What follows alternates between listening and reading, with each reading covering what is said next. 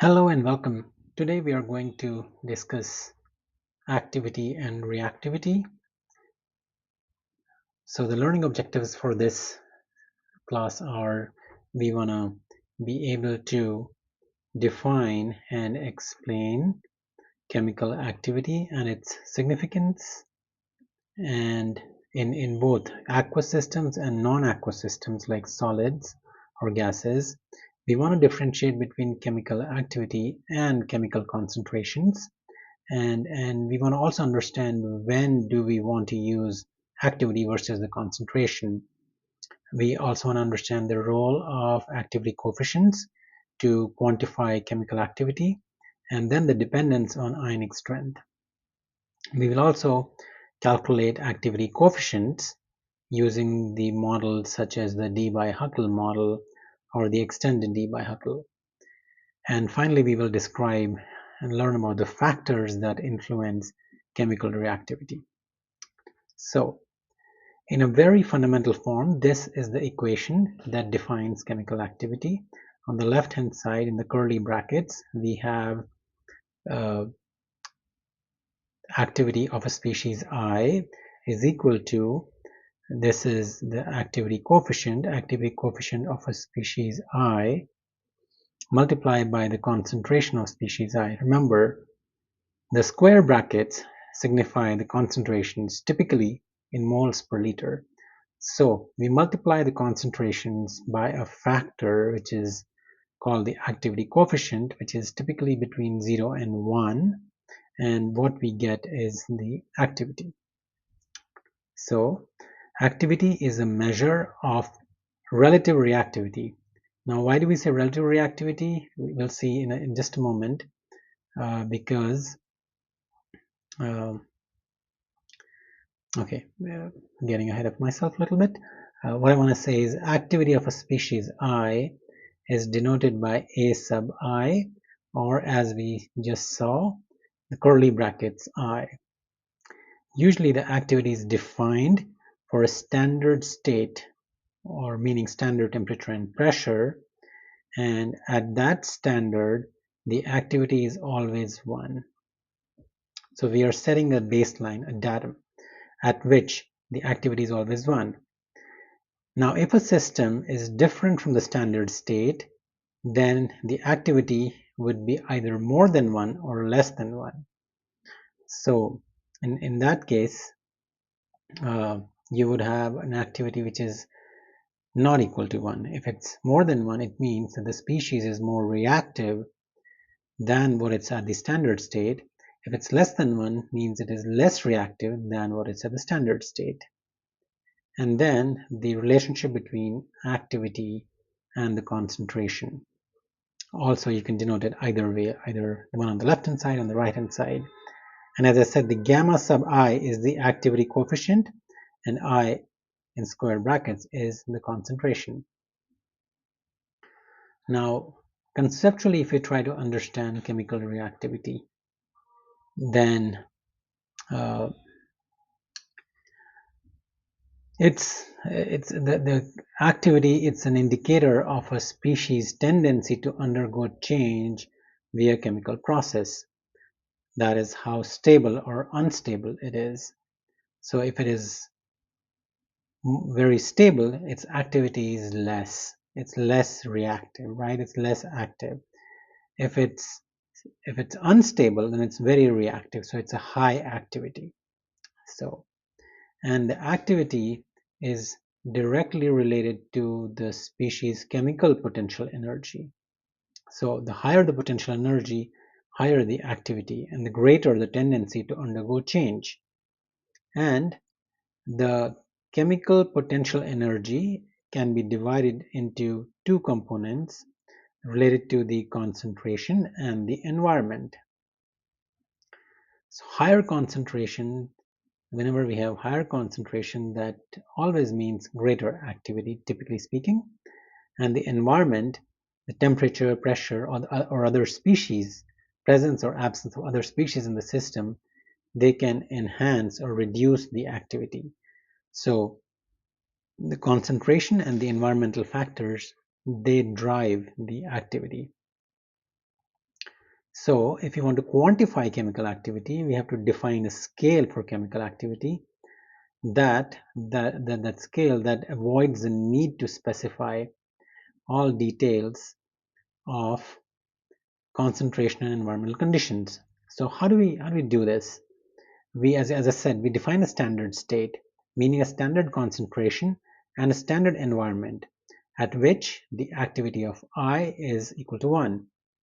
And now we compare the species stability or instability in various systems to that in the standard state.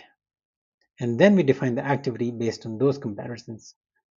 For example, if in our system, if uh, the species is half as likely to undergo change as it's in the standard state, then the activity will be half.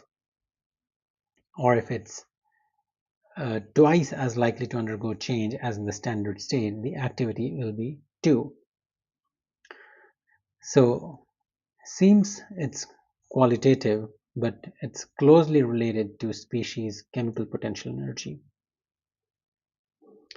Uh, Now we can relate experimental observations of activities in various systems to measurable quantities.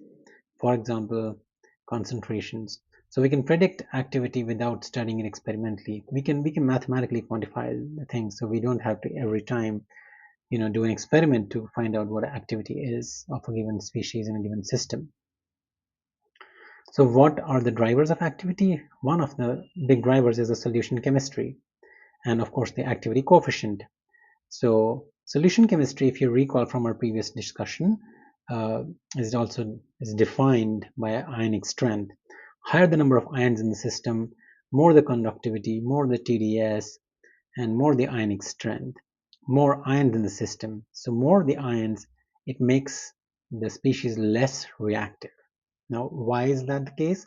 Because consider if you're in a room which is crowded, very crowded, it's hard to move around, and it's too crowded in there. Similarly, for the ions which are surrounded by a lot of other ions, they don't have as much freedom to move and react with other ions.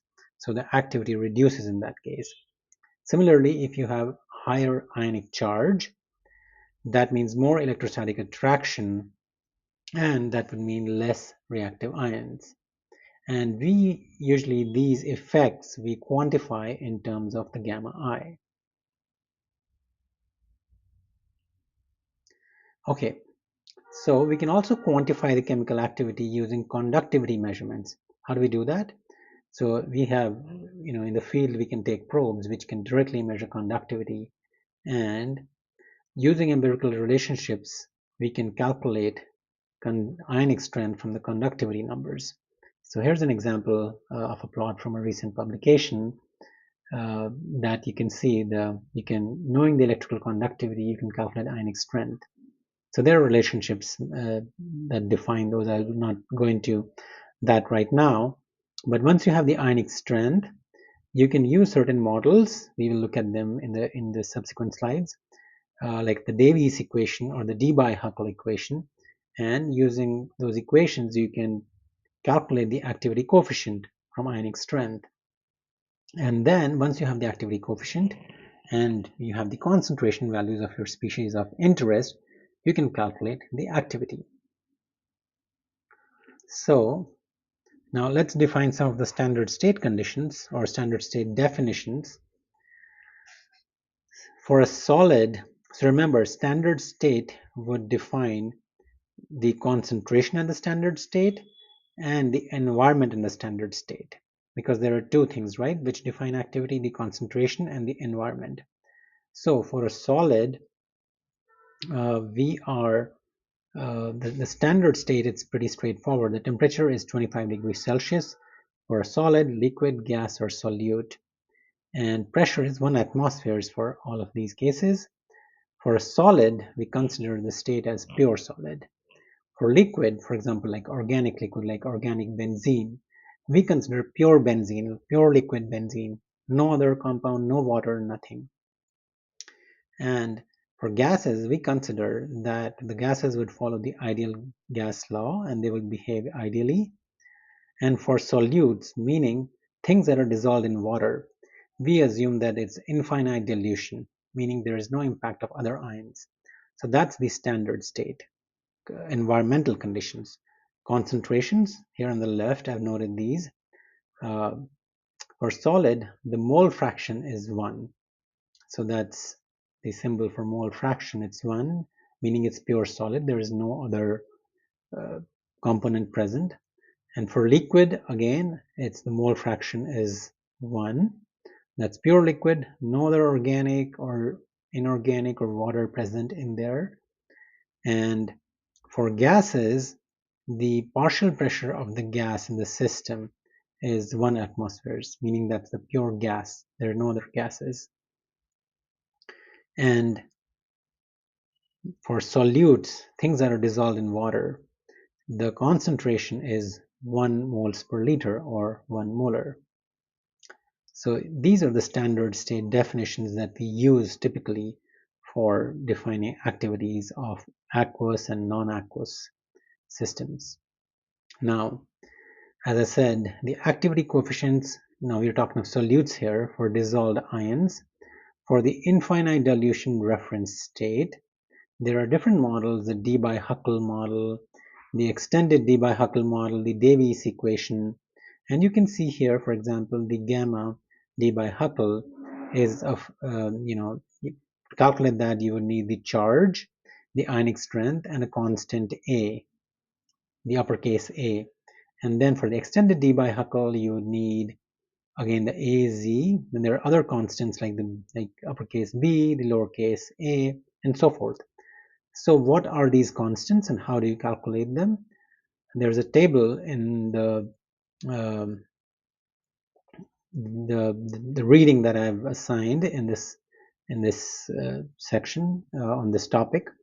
There's a table uh, which defines all of these. You can see that the uppercase A and is a certain value and the Z, and this equation is valid for ionic strength, which is less than 0.005 molars.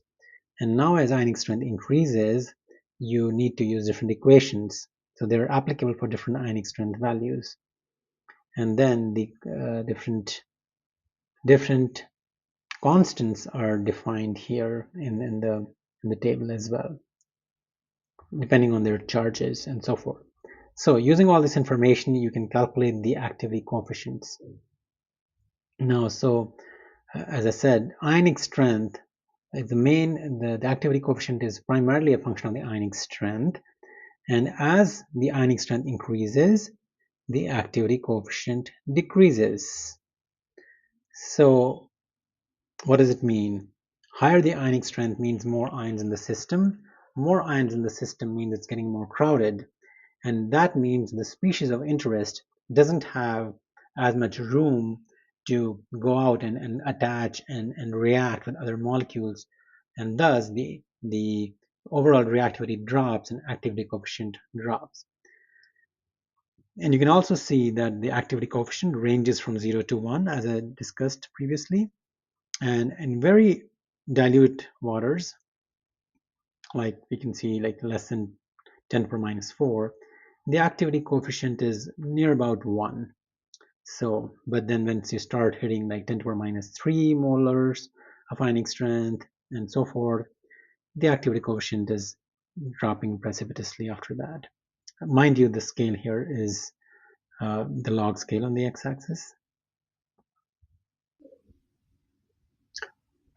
Okay, now let's summarize some of our discussion on activities for different standard states.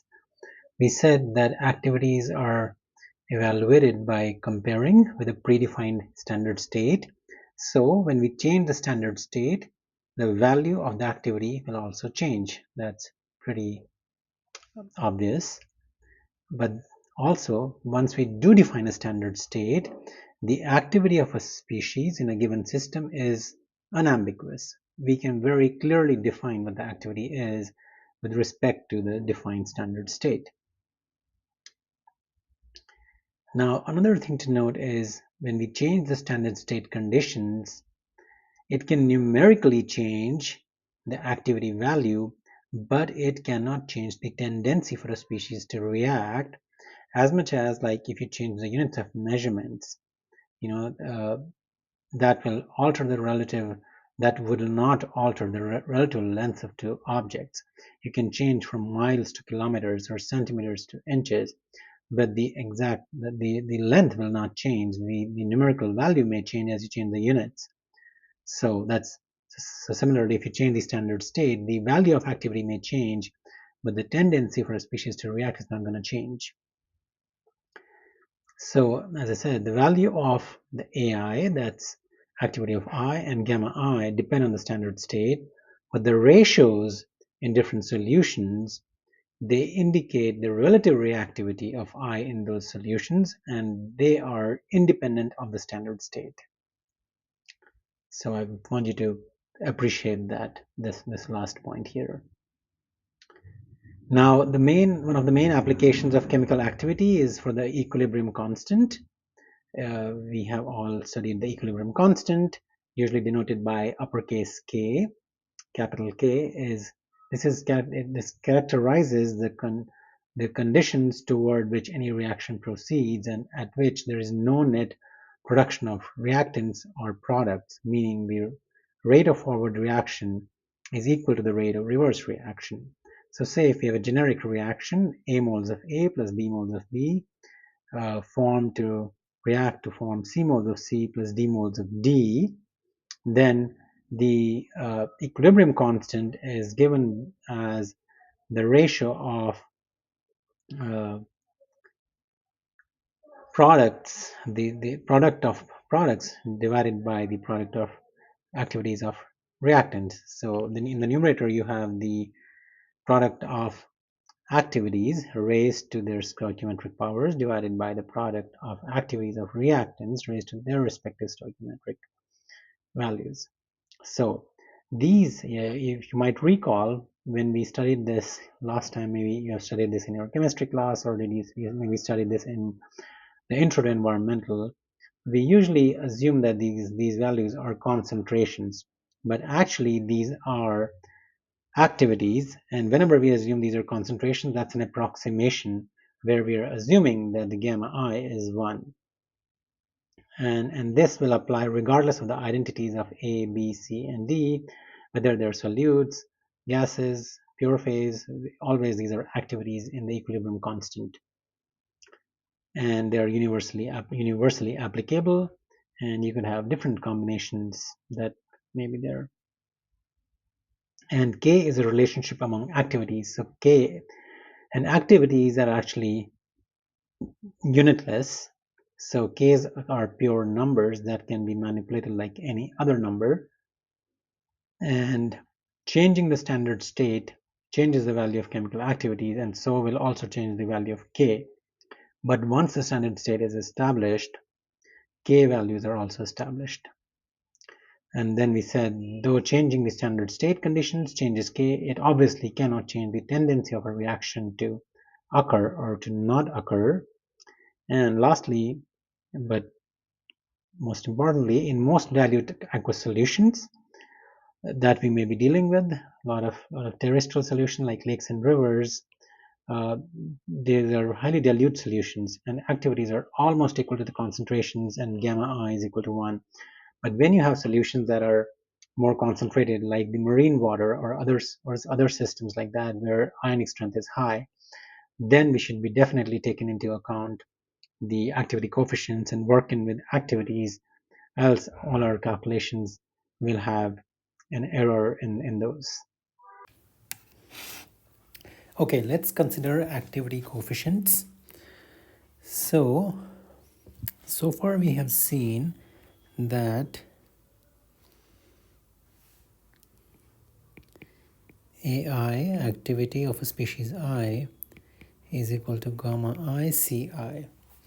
While that is true, that's a bit of a simplification.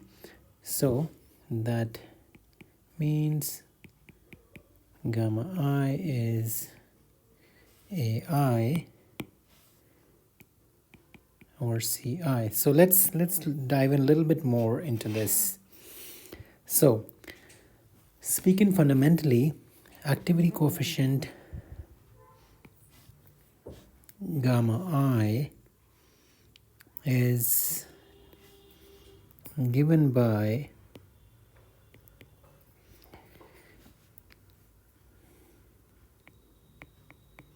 activity, it's a ratio of activity of I in real environment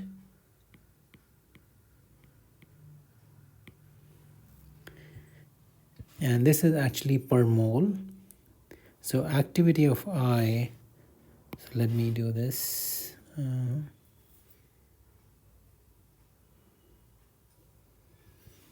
So activity of I per mole in real environment divided by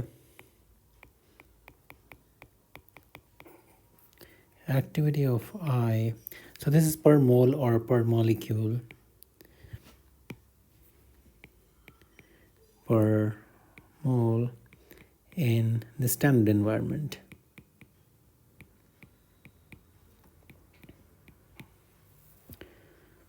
So see, we are saying this is per mole. So basically this is normalized by concentration. So we could write, let me write in a different color now. So this is same as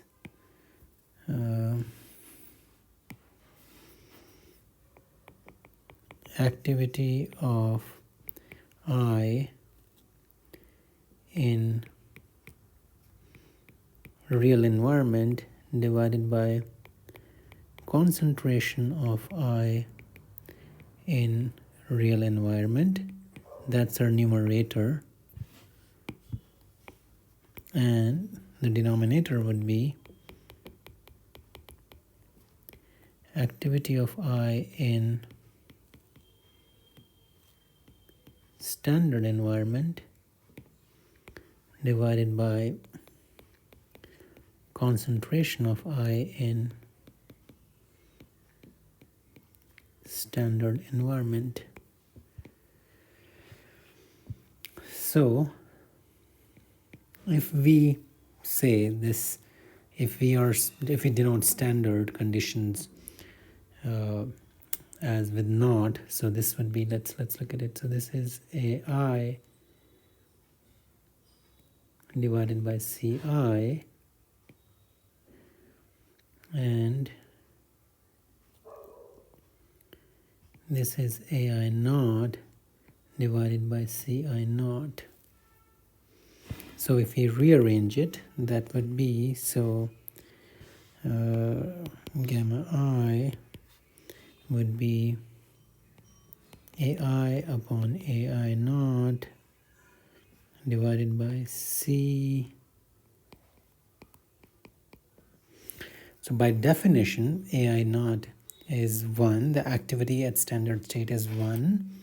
So this would be AI over CI naught. So this means that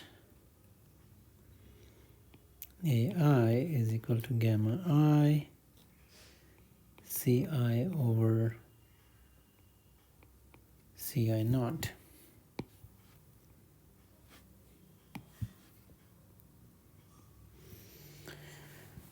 But as you may recall, just recently we discussed that the concentrations at the standard state, CI naught, in water it is 1 moles per liter, in air it's 1 atmospheres, and in pure solids or liquids it's 1 mole fraction.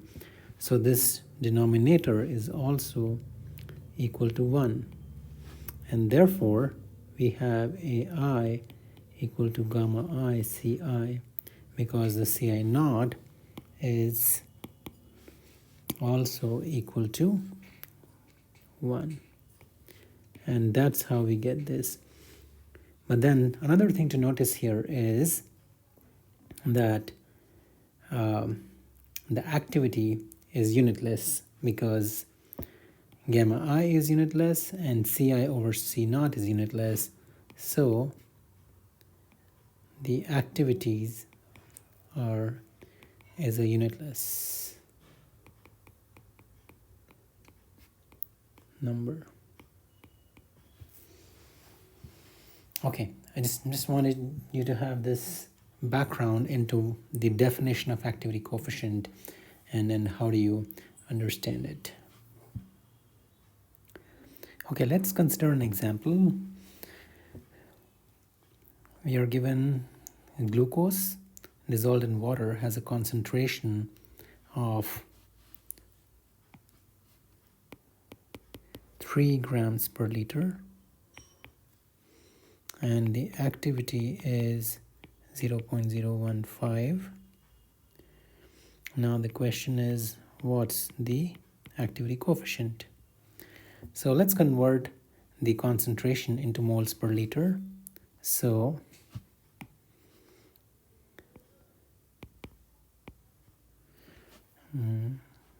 see,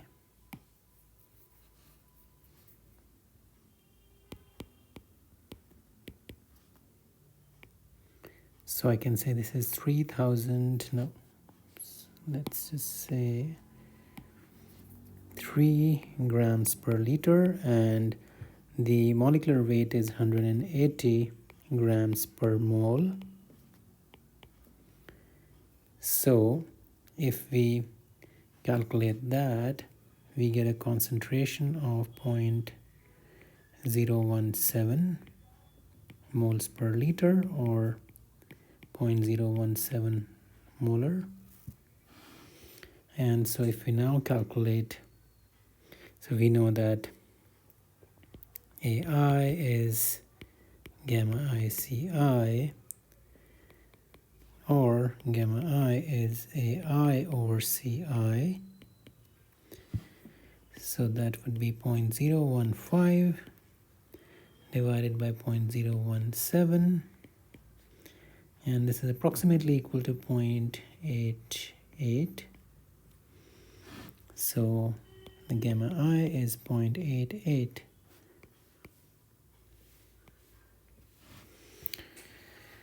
Okay, now the question is, how do you interpret this in terms of reactivity of glucose molecules? So we can say since gamma I is less than 1, this implies the reactivity of glucose molecules is less than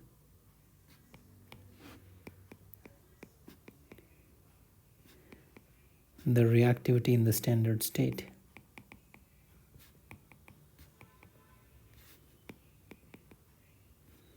In the standard state of infinite dilution.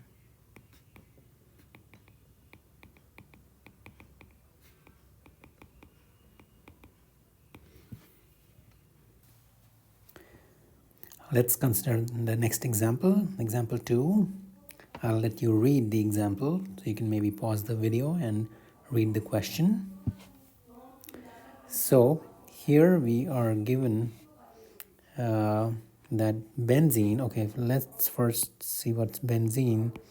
Benzene is, that's the chemical structure of benzene. The formula is C6H6 and the molecular weight would be, so that's benzene.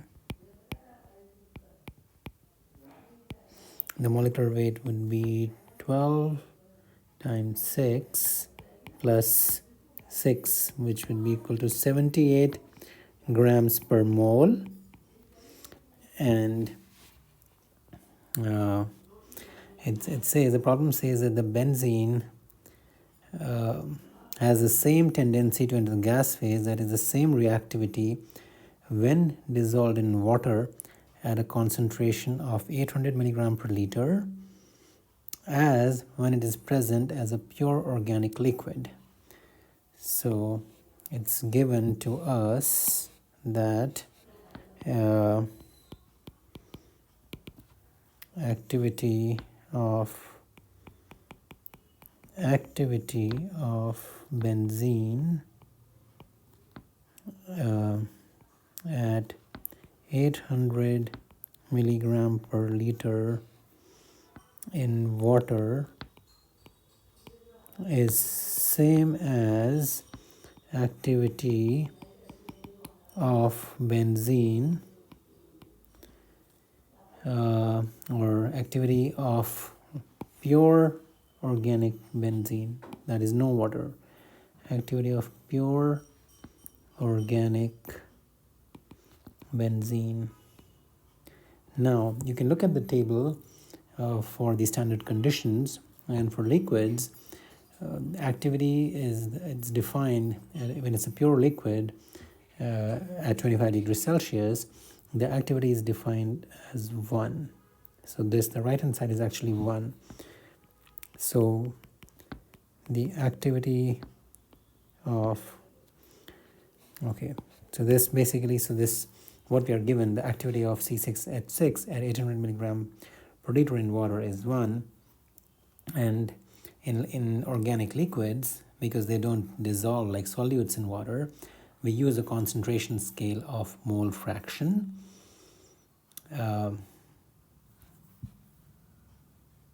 So we need to calculate the activity coefficient in this solution. So the problem is, what is the gamma I or gamma benzene?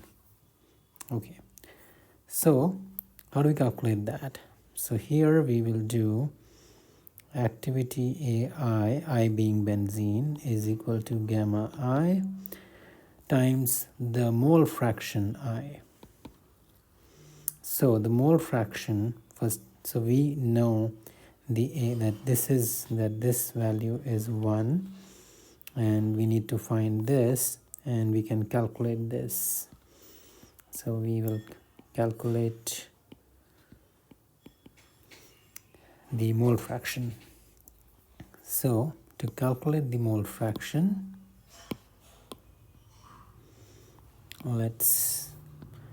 we need to calculate the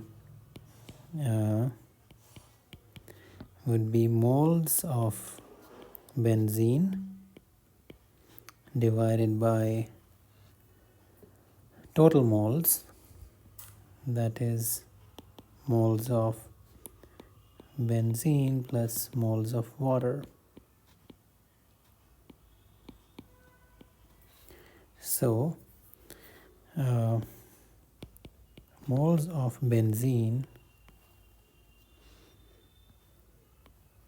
would be, we have 800 milligrams of benzene divided by the molecular weight 78 grams per mole, or 78,000 milligrams per mole. So we get something like this, 0.0102 moles. And now we can calculate the moles of water. We have 1 liter of water, so 1 liter of water is 1000 grams of water, the density being 1000 grams per liter, and the molecular weight of the water molecule is 18 grams per mole, which gives 55.6 moles. And so now we can calculate Xi would be 0.0102 divided by 55.6, and we would get this as 1.85 into 10 to the power minus 4. That's a mole fraction, so that's unitless. And now we can plug this back into this equation 1. So substitute Xi in equation 1, and so we have AI equal to gamma I, mole fraction I. So we have AI is 1 equal to gamma I times 1.85 10 to the power minus 4. So basically it's the inverse of this mole fraction, our activity coefficient. And if you calculate this, you will get something like 5420. So that's that's a very large number. And so what does that mean? So this, if you want to kind of try to interpret this, it means that the benzene molecules, when they're surrounded by water molecules, they are very highly reactive compared to when it's just pure benzene. Now, why that might be the case? So benzene is an organic molecule. It's an organic solvent, and water is very polar, and organics are non-polar. So whenever you put a non-polar molecule surrounded by polar molecules, they are very uncomfortable, and meaning they are very reactive. When they're surrounded by the like benzene molecules, they're pretty stable, so they're not as reactive. So that's why you see a very high value of the activity coefficient when benzene molecules are surrounded by the water molecules in this case. Let's do another example. Example 3. Again, I'll let you read the example. So we are given activity coefficient of strontium in seawater is 0.26 when based on a reference state of infinite dilution in pure water. So let's have a convention. So say we will okay.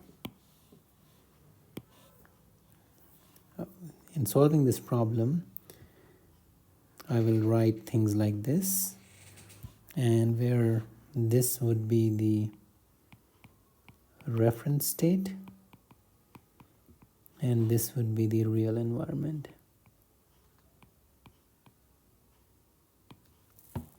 Okay, now let's see what's given to us. So it says activity of strontium in seawater. So seawater is the real environment when based on reference state of infinite dilution in pure water. So I will write pure water state as PW. This is equal to 0.26, and it says it's approximately 1 when based on a reference state of infinite dilution major ion seawater. So that is 1. And so the question is, what is the activity coefficient if strontium were present at nearly infinite dilution in pure water? So if this is the real environment and the reference state is major ion seawater, so what is the activity coefficient? Okay, so now to answer this problem, we should recall that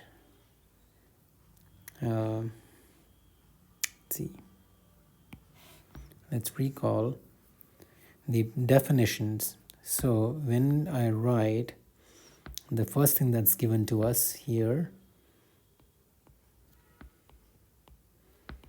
so this is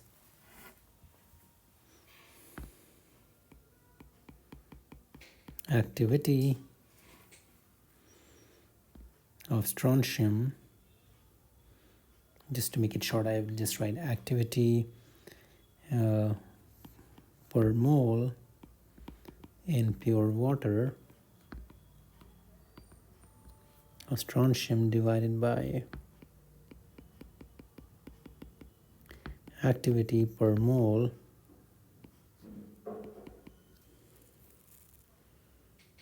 Oh, I just wrote it opposite. So the numerator is the real environment when we define activity coefficients. So the real environment here is seawater, the major ion seawater, and this is pure water. And this is given as 0.26. And now we need to calculate the actually what's inverse of this. So this is now the real environment is activity per mole in pure water, and the reference state is now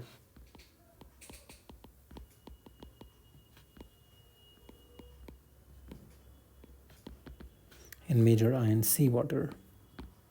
The major ion seawater is actually an idealized composition of seawater. That's taken as a reference sometime. So this, you have to calculate this, but if you pay attention, this is, if this is equation 1, so the what we need is just an inverse of equation 1. This is 1 over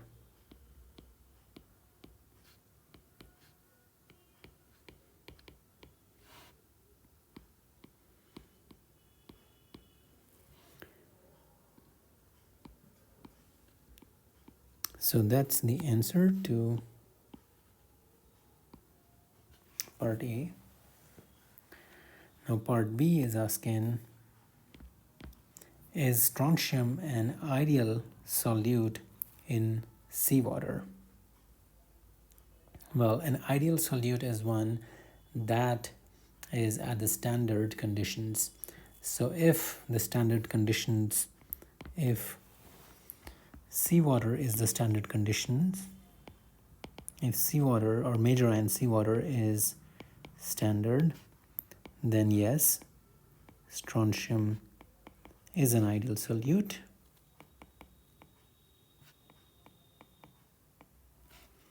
And if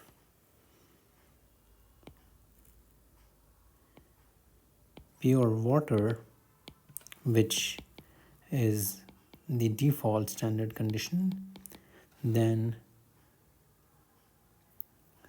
strontium in this case is not an ideal solute.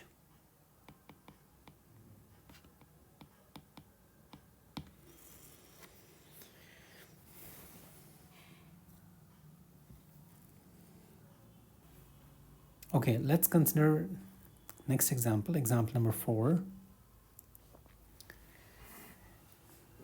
Here we are given a plot of ionic strength and activity coefficients for different ions, as you can see, cations and anions.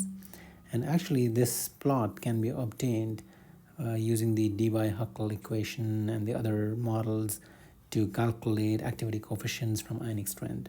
But in this example, we will take the advantage of just using the plot and not having to calculate those activity coefficients using the equations. Though you could very well do that, and in fact, in some of the homework problems, you would need to be doing that. So let's look at part A. We are given that a solution has a concentration of copper, in this case is 1 micromolar, which is 10 to the power minus 6 moles per liter, and the ionic strength is 0.01 molar or 10 to the power minus 2 moles per liter. So part A is asking us what is the activity coefficient of copper and the activity of copper if the reference environment for solutes is infinite dilution. So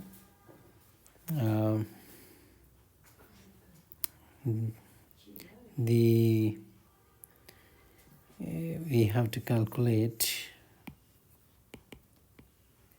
the activity coefficient and the activity. So let's just call it I, just to make it easier. And so what are these values?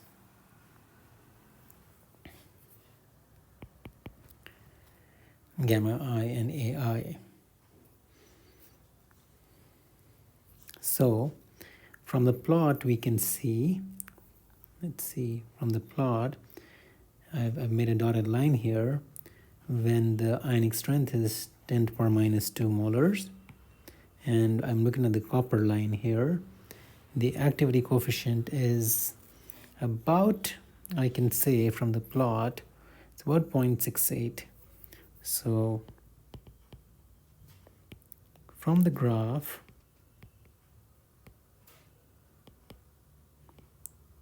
gamma Cu2 plus for I equal to 0.01 molar,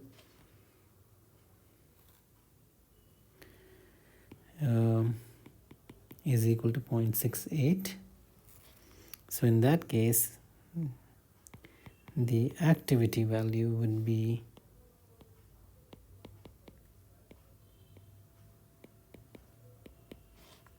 0.68 times 10 to the power minus 6 molar, 6.8 into 10 to the power minus 7 moles. And technically speaking, this would be unitless, but a lot of times this is written in units of concentrations.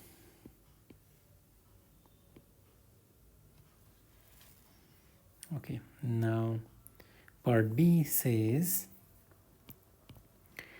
what would be the value of these parameters if the reference environment is, if the reference environment is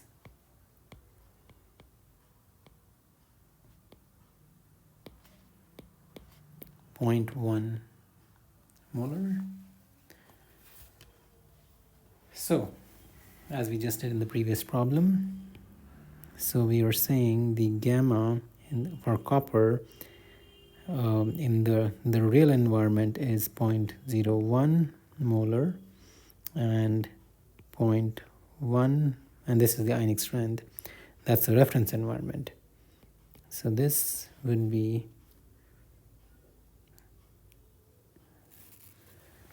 if I were to write that, this would be, I can activity in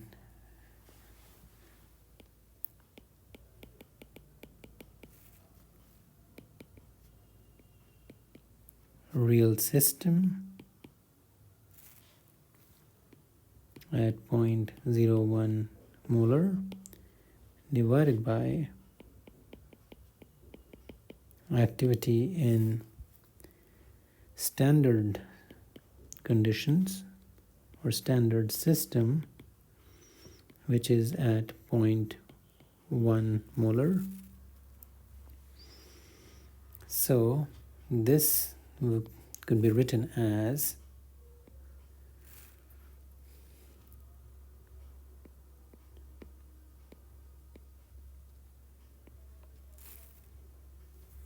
I could be writing this as, or let's see, just to add one more step here, if I divide both of these by, so here activity of, okay, let's write it slightly differently. Activity, oops, activity of copper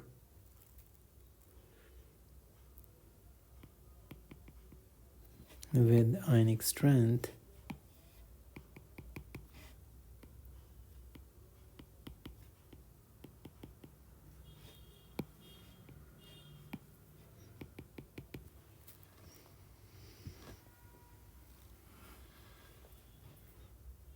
Now I can divide both of these.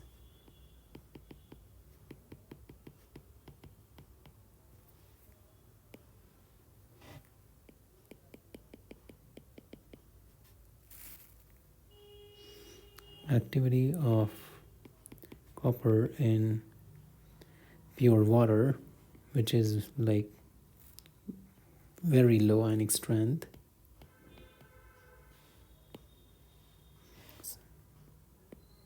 So that's the numerator.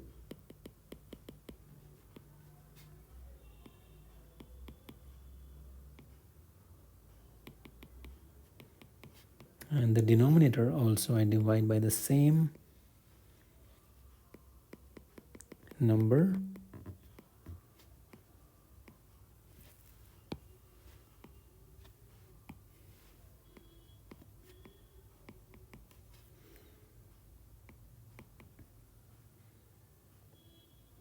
So activity of copper in pure water, and this can be written as, actually if you see closely, this is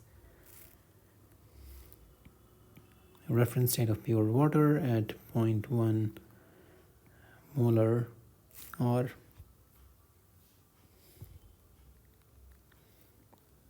0.01 molar.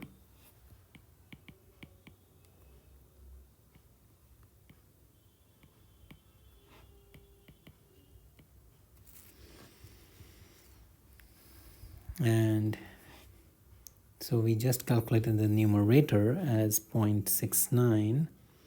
So this is if I write it here, this is 0.69. And the denominator, if you were to look at the 0.1 molar, is right here. And this is intersecting at 0.4 value of activity coefficient. So this would be 0.40. And so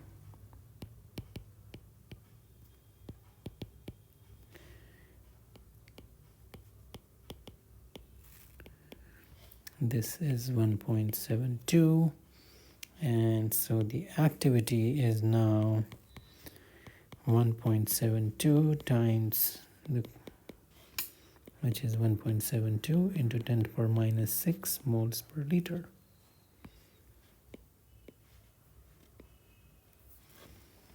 So that's part B. So hope you get an idea with some of these example problems of how to deal with activities and activity coefficients and concentrations, and when to use activities and when to use concentrations. Basically, whenever activities are more than 0.9, 0.95, which they are in most surface waters, then you would just approximate activities as concentrations.